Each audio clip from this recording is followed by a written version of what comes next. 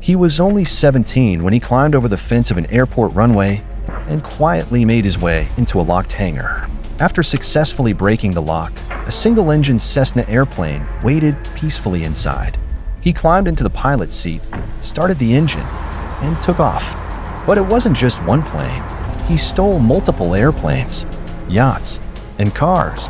He broke into houses, stores, and even banks. The FBI has been chasing this kid since he was just 14, and when they finally caught him, he pulled off a jailbreak. This isn't a GTA game. Colton Harris-Moore was the most wanted teenage fugitive in the US. His childhood story is even wilder than it seems.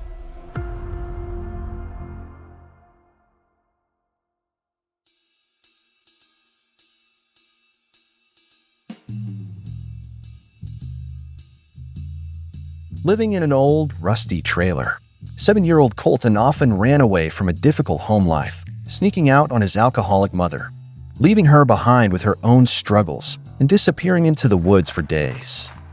He found safety by breaking into cabins around his neighborhood on Camano Island, Washington, gathering just enough cash, food, and supplies to make it through another day.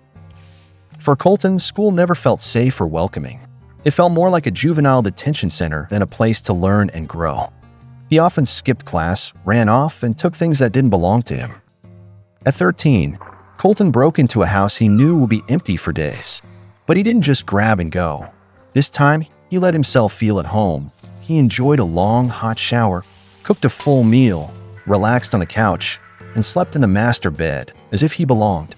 The next morning, he took whatever he wanted before heading out. At 14, Colton had already dropped out of school and transformed his home into a portable tent, moving it from one place to another around the forest.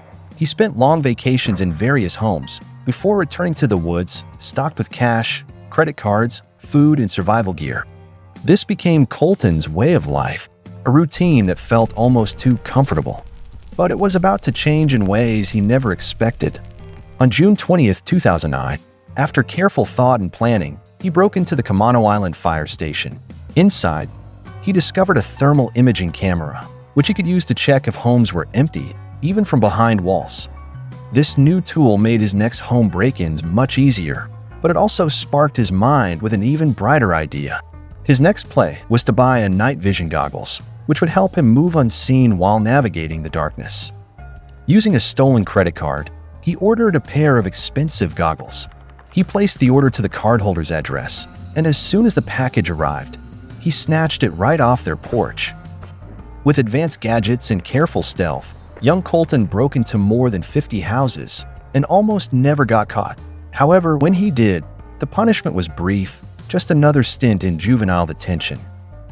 But with each trip, he learned to pick locks, move quietly, and survive on his own.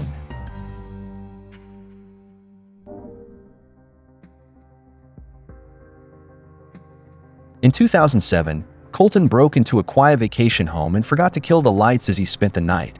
This was his first real slip-up. A neighbor noticed the light and realized the homeowners were away, called the police, and the house was soon surrounded. When officers entered, they found him fast asleep on the bed, calm, cozy, and completely unaware. This time it was serious. He was charged with over 20 felonies and sentenced to 4 years in a high-security juvenile prison. For most kids, that'd be game over. But for Colton, this was just level 2. While other inmates fought, Colton kept his head down. Reading books and drawing pictures, he was hooked on one thing: airplanes. He'd draw them everywhere, pore over scraps about engines and flight paths. For almost a year, he wore the perfect mask, a changed kid, telling the prison staff he wanted to turn his life around, go to college, and build a future. And they bought it.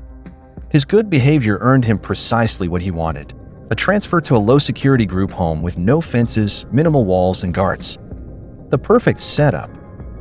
Inside those thin walls, he carefully watched.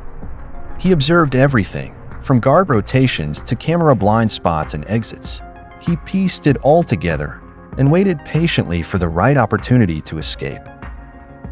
On April 29, 2008, as night fell, Colton made his move. He ghosted out the window, hit the ground, and vanished into the black night. After nearly a year of detention, he was free once again, but this time, he carried the knowledge he had gained from reading and a plan he had devised while locked up. He wouldn't just be known as the little backwoods thief, but on the brink of becoming a national legend.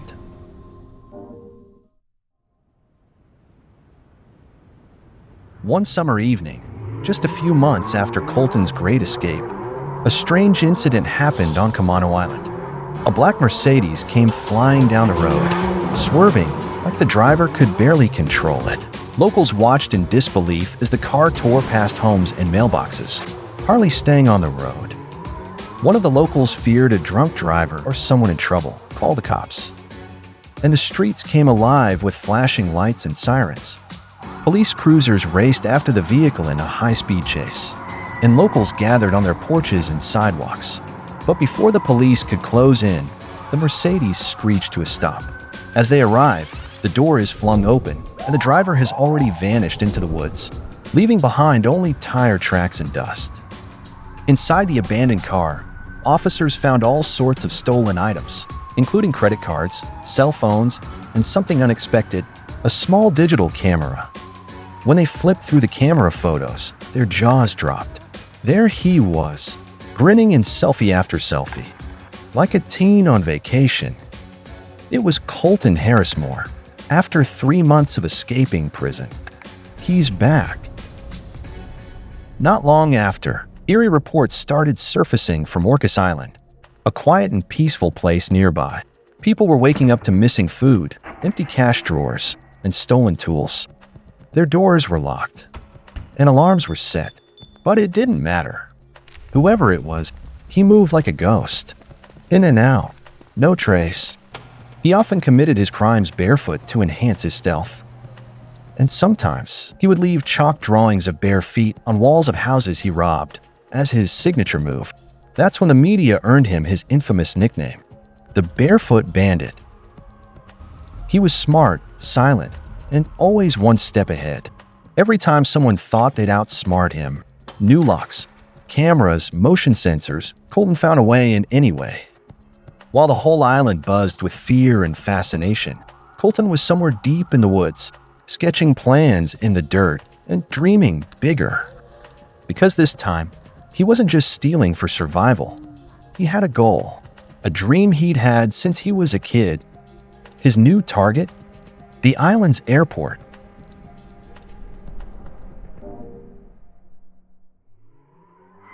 After mastering stolen cars on twisting back roads, Colton set his sights higher. For months, he pedaled a stolen bike for miles every day, just to sit by the airport fence and watch. But he wasn't just watching, he was studying. He memorized every detail, the sounds of engines, the rhythms of takeoffs, and the patrol routines of airport security. Then one night, he slipped past the fence and into a small hangar.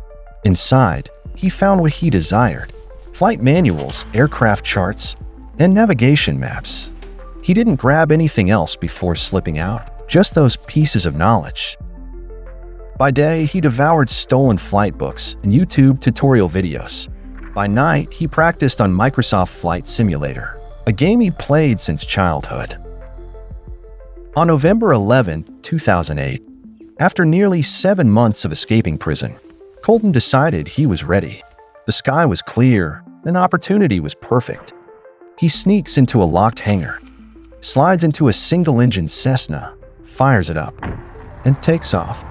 No instructor, no experience, and no flight plan. Just raw instinct and obsession. Colton had a blast after takeoff. It was an old dream coming true. However, the excitement was cut short just a few minutes later. The engine failed, and the plane was going down. It was the first time he had ever been inside an airplane, yet somehow he managed to stay calm. With determination, he aimed for an open area, braced himself, and crash-landed into the ground around 200 miles from the airport. When police arrived at the scene, it was a brutal sight. The impact left the aircraft mangled and scattered. As they approached the cockpit, they found no body, no clues, Just one thing left. It wasn't his bare feet signature. It was a puddle of vomit. The Barefoot Bandit had survived and escaped once again, vanishing into the trees. The officers exchanged glances, thinking this was just another chapter in his elusive story. But it wasn't merely another chapter. It was the one that made his legend explode. He became an online folk hero. Facebook fan pages with tens of thousands of members cheered him on, and people printed images of his face on t-shirts and mugs. To them, he was a modern-day outlaw, defying the system. But behind the fanfare, law enforcement saw him very differently. They started building a large case against him, as he grew into a much larger threat.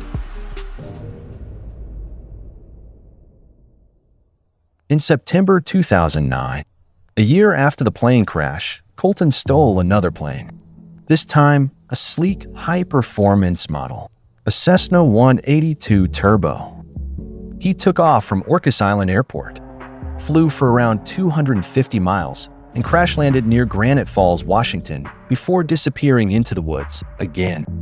But he wasn't finished. He then steals a boat and heads north, slipping silently across the border and into Canada. Colton Harris-Moore is now an international fugitive. In British Columbia, Canadian SWAT teams launched massive manhunts. Helicopters buzzed overhead, and officers combed the woods.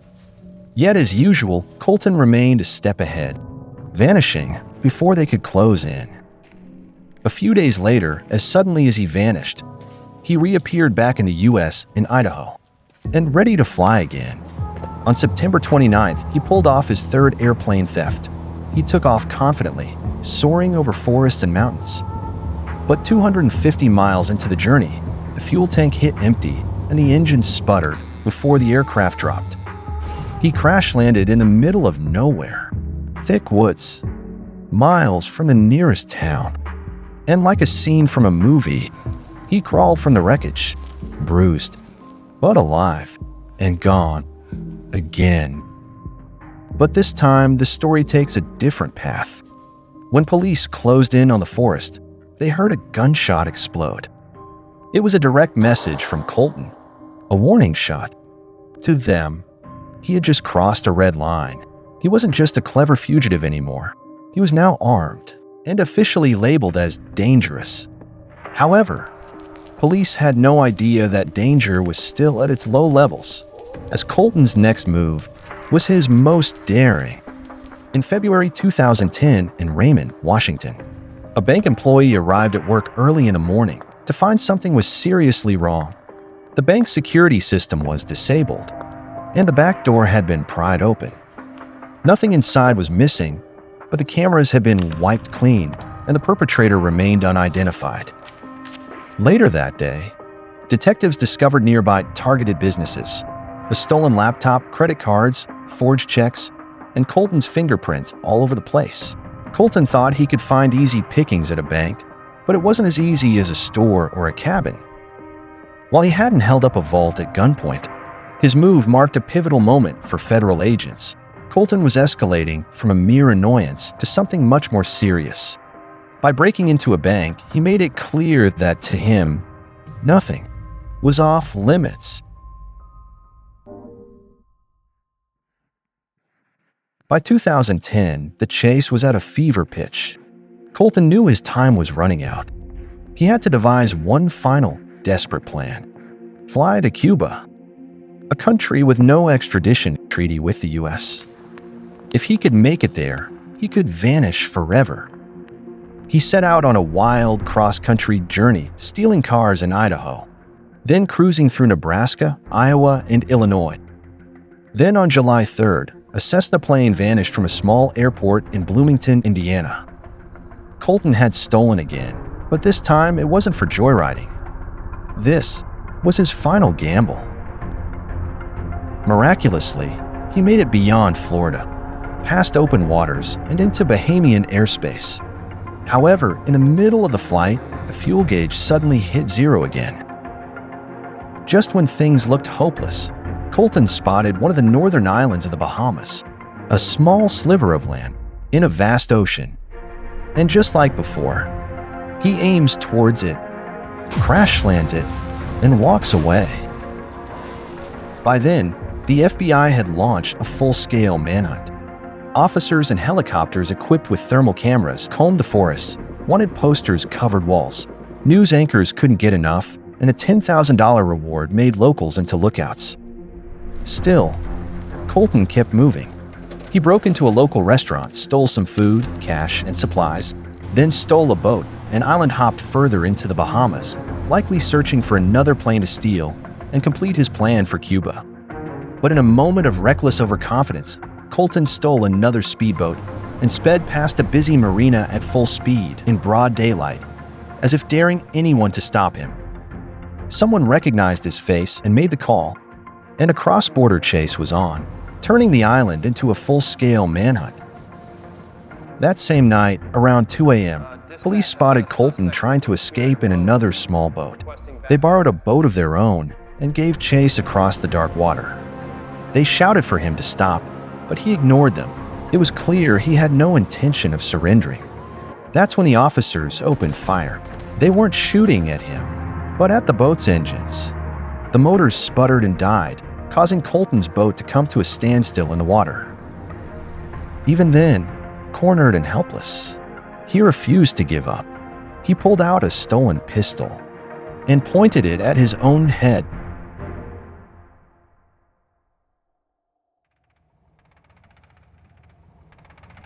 Surrounded by armed officers in the tropical heat of the Bahamas, Colton Harris-Moore stood barefoot, bruised, and cornered. After a few tense moments of negotiation, he finally dropped the gun and raised his hands in the air. Back in the U.S., 19-year-old Colton faced over 60 felonies across 3 states. Everyone expected the worst, decades in prison. But the story took another twist. Colton landed a high-profile defense attorney, John Henry Brown, known for handling some of the nation's most complex cases. Instead of fighting the charges, Brown told Colton's full story. Not the headlines, not the hype, but the facts. A nonviolent boy, raised in chaos, abused, neglected, running, not out of greed, but out of desperation. And the judge listened. Instead of 30 or 40 years, he was sentenced to just 7. As part of his plea deal, he sold the movie rights to his life story, not to become wealthy, but to pay back every one of his victims. Over $1 million in restitution. On September 28, 2016, at age 25, Colton was released from prison on probation. In interviews, Colton expressed deep regret, not only for the people he hurt, but also for the life he could have lived. He still dreamed of airplanes and wanted to fly, legally this time. His new goal is to work in the aviation industry, designing planes rather than stealing them. Colton Harris-Moore led a teenage life like no other, a modern outlaw story that felt more like a video game than real life. Imagine you bump into Colton in the woods. What would you say to him? Would you report him? Or praise him, as his fans did? Leave a comment below. And make sure to subscribe and hit the bell icon so you don't miss any of his exciting stories.